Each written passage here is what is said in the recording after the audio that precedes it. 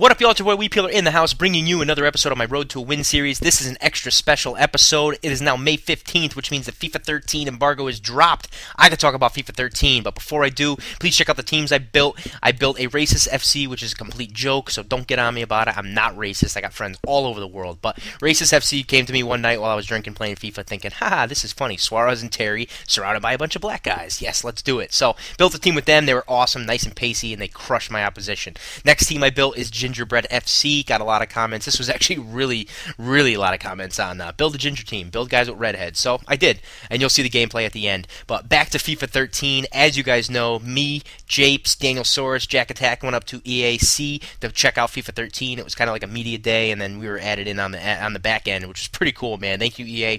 Thank you for letting us check out the presentation. Beautiful stuff. We got to see some video on the game. We did not get to see or did not get to play the game. There was kind of pre-alpha. It wasn't really up to par yet as far as showing them public.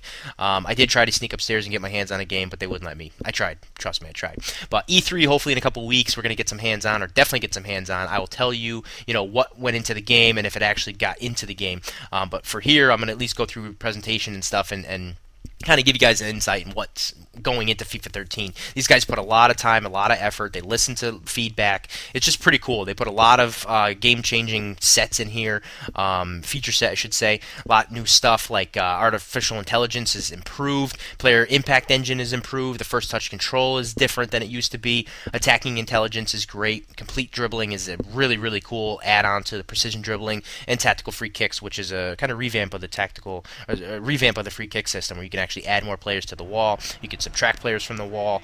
You can add more people into your actual shooting. You can have 3 guys over the ball now instead of just 2. A lot more pass-off options. Pretty good stuff. But FIFA is all about the unpredictability, okay? FIFA 13, they stress this. They want a fresh football game. You jump into a game, you don't know what's going to happen automatically. You want to see what's going on, but you have to be able to attack creatively. You have to be able to defend smartly. And, there's a balance to this. They didn't just go in and say, okay, we got to improve attacking and then screw defending. It's not like that at all. There's a balance to everything that they do, and it's pretty sweet. So, attacking intelligence, I'll talk about first. There's new position code, how players get into space and choose which space to get into. They choose where to go on runs. They now have curved runs, so you're not running out of bounds or running out of the play every time. You got to send a guy down the wing, and he seems to just completely forget what play's going on, and he's not in the attack with you, which is killer, man. Kills me in FIFA 12. You do like a 1-2 pass, and the guy just runs right off sides. I'm like, no, you got to stay in the attack. I got no one to pass to. But anyway, new positioning code, like I said, so your players are going to be smarter for you in the attack. You can break down the opposition better doing that, obviously. There's more flow. Players are thinking a couple plays ahead now. I think they said 2 plays ahead, so when they make a pass, they want to analyze what spot's going to work to get the ball up the field. Work it creatively. Man, I can't say that. I don't know what's going on. It was a big priority for the fans for attacking intelligence. People want to be able to attack, fluidly. They don't want to just run up the field and have players that aren't in support. So it's going to open up, hopefully, a whole new creative aspect of attacking. Tactical defending now opens up space. You're going to be able to have different options on tactical defending. Contain is still in the game, but it's not the same way as it was before. It's not just completely hold A and you're going to track everything. It's a little different, but I'll talk about that when I learn more about that. We did see a few videos. It was pretty cool. Better forward runs, there's, smarter aspect to attacking. Players have better awareness to analyze what play is going on, and hopefully they can anticipate really the 2 plays ahead and really give you that creative attacking mode, which is pretty neat. Complete dribbling is an ascension of the precision dribbling. You now have 360-degree directional mobility. Your players have better understanding on, first touches and shorter touches when you have the ball real close to your feet. Sometimes, a lot of times in real football, you see players take 5, 6, 7 touches before they actually even do anything with the ball. That's in the game. I saw it. Messi does it a ton. He's getting pushed in the back, and he can keep the ball at his feet and have a couple extra touches to keep the ball from the defender. That's what we want to see, and that is in FIFA 13. It's beautiful. You can shield now better. You have a player pushing on your back. You can position yourself so that he cannot get to the ball. So many times in FIFA 12, guy just runs up behind you and kicks the ball away from you. Like, dude, how can you even tackle me? The ball's not even there. Crazy stuff. But FIFA 13, definitely more realistic. There is contextual dribbling now, so depending on what situation, where you are on the pitch, who is attacking you, what kind of defensive pressure you have, it looks pretty sweet, man. So hopefully contextual dribbling, like players like Xavi who keep the ball really close to their feet, same with Messi, that they're able to, keep the ball at their feet and still do what they need to do with the ball, and not just get knocked off every time like in FIFA 12. Precision dribbling is something that I'm very interested in. I like to play realistic football. I like to do skills too, but I like to sit down and kind of break down the defense by doing just passing and keeping the ball close to my feet. Very interested in seeing that in my hands and the controller. Gonna have fun. So basically, complete dribbling and the attacking intelligence is going to create more freedom on the pitch, a little bit more creativity in attacking, and just make it look realistic, which is what we all want in the game. The dribblers can now square up one-on-one versus defender. Before, it was kind of like as soon as you turned or touched the ball one way, your player had to turn and get possession of it again. This play, I mean, it's contextual now, which is neat. So you can kick the ball, you keep your hips squared up against the defender, and you're able to dribble left and right and around, around the defender, instead of just, as soon as you turn, kick the ball one way and have to go chase it again, which is ridiculous. It looks a lot more fluid, looks great, looks good for freedom and creativity in FIFA. You're going to have more realistic football situations, which is going to be excellent. That's what we want to see. Now, first touch control. A lot of you guys have heard, first touch is going to be random now. The guy's going to, if he's a bad trapper, it's going to be bad. The ball's going to go flying. It's not the case. It really has to do with defensive pressure, the trajectory of the pass, where it's coming in from, how fast it's coming in, what type of spin it has on it. It's not all just, okay, well, the player has bad stats, he's just going to kick the ball out of the way. Well, it's not like that, and it's not random. It's really generated on the physics system that's put into FIFA, and hopefully we see some pretty cool first touches and some pretty bad first touches. I mean, it happens in football. Players do not trap it 100% of the time like they do in FIFA 12. You could fire a ball at somebody in FIFA 12 and they trap it first touch. It doesn't happen all the time. Maybe 6 out of 10 times, even world-class players.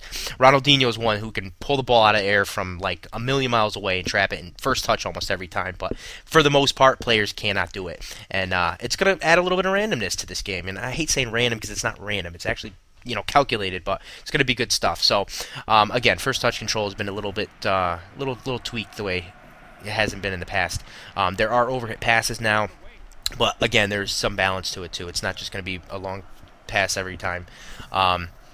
Let me see what else we got. Player impact engine was tweaked. We got adjustments to player strength and balance. There's now pressure points on shoulders and hips a little bit differently than before. They were a little bit too overpowered last games, and that's why you saw arms get intertwined and legs go crazy and players do spin right round like KSI showed that player.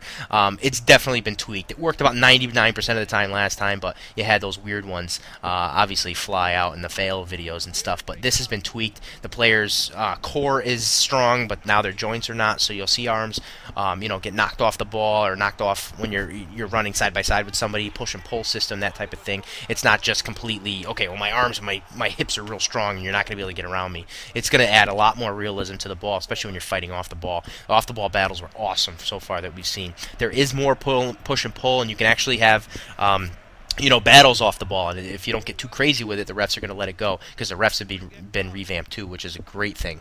They definitely need some work on the refs for advantage and just for overall refereeing. I mean, you've seen guys get cards for little trips and stuff, or little pushes and red card. I'm like, nah, that's crazy. It doesn't happen like that. But they've done a lot of work with the referee, so hopefully that's going to be a moot point at this time.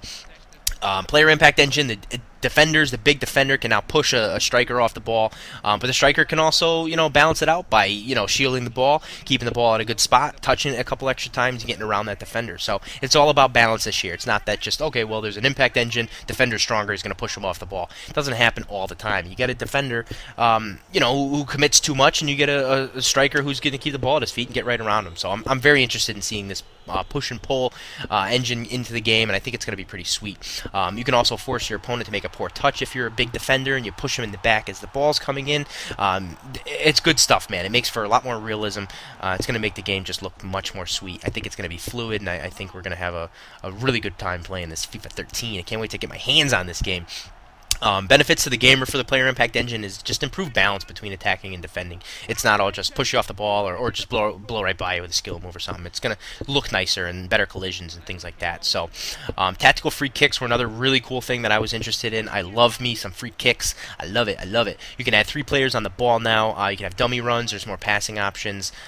So it makes the free kick system more dangerous. You know, I mean, players who can kick a ball in 9 out of 10 times, you're going to score anyway. But you want to do it a little more creatively. Oh my gosh, creatively. Then you can do it. You know, you build your own custom set piece. You can creep the wall forward, back, which is pretty cool. If you want to kind of cheat a little, you can get knocked for it though. The ref will call you and give you a card if you're creeping too much. But you can creep forward a little bit to kind of get a little bit of an advantage and intercept that ball. Pretty sweet stuff though. I'm very interested in seeing the tactical free kicks put into play. I love me some free kicks, like I said. So you have more variety, more options with the set plays. It's going to be neat, man. I really am into the free kick system, and I think it's going to be something that's nicely added to FIFA. You do have a lot more options to defend the free kicks now, which before all you could do is jump. You can kind of fake jump. You can jump twice, I think, now. You can jump and then jump again, so if the player runs over the ball and you commit to the jump, you can actually get down and in time again to jump again and break it. Pretty good stuff. So a little more in depth with what they've done with FIFA is they've made a better referee intelligence, so you can kind of get better, more realistic decisions for fouls and for cardings. Lateral mobility on defensive containment. So when you're containing somebody, you can actually move up and down now, or lateral in the game. It's really left and right, but when you're looking at the game, it's up and down. So you can move in and out right now, but now you can move up and down, so you can kind of block off the wing if you don't want them coming down the wing, or you can block them off the center if you don't want them going into the center of the pitch. There's new passing types. You can there's a dinked ground pass. The lofted through balls now have different animations, so it's not just chip over the top like every freaking idiot you play online now. There's new animations, a lot of new animations. There's a lot more off-balance shots, which is cool. If you get nudged right before you shoot, the player's not going to have a great 100% shot all the time. Celebrations are new. There's new behaviors in goal line clearances. When guys are trying to get the ball out, just get the ball out. I don't want the ball in the pitch. Get it out of here. So there's new goal line clearances. There's new shielding, which is neat. You can shield the ball out of play. If you get a nice pass and you want to get in between the guy who's attacking, you can jump in between him and shield off the ball. Just some pretty neat stuff. And Jose Moreno said it best when he said one of the great things about football is that it is unpredictable, and that is the truth, man. Because anything can happen once the whistle is blown. And EA really tried to capture this. And I mean, I got to get my hands on it to see the proof in the pudding, but right about now when we're seeing videos and comparisons between FIFA 12 and FIFA 13, it's just been unreal. So it's neat. So FIFA 13 summary, what they wanted to break down for us is that they want to create a true battle for possession, just like in real football. They want to deliver free and creative attacking, and then just capture the drama and the unpredictability of real-world football. So, again, appreciate you guys watching. Thank you very much. I know you guys have probably listened to a ton of stuff I had to say, and you're like, it might not be that good. It might be great. Wait till I get some hands-on time, because I do have to play the game to really get, a full feel for it. It's one thing for seeing video. It's another thing to play it. From what I saw, I'm happy so far. I can't wait to get my hands on it at E3. Please leave a comment below what teams you want me to build, and we'll see you later. You're so hypnotizing. Could you be the devil? Could you be an angel?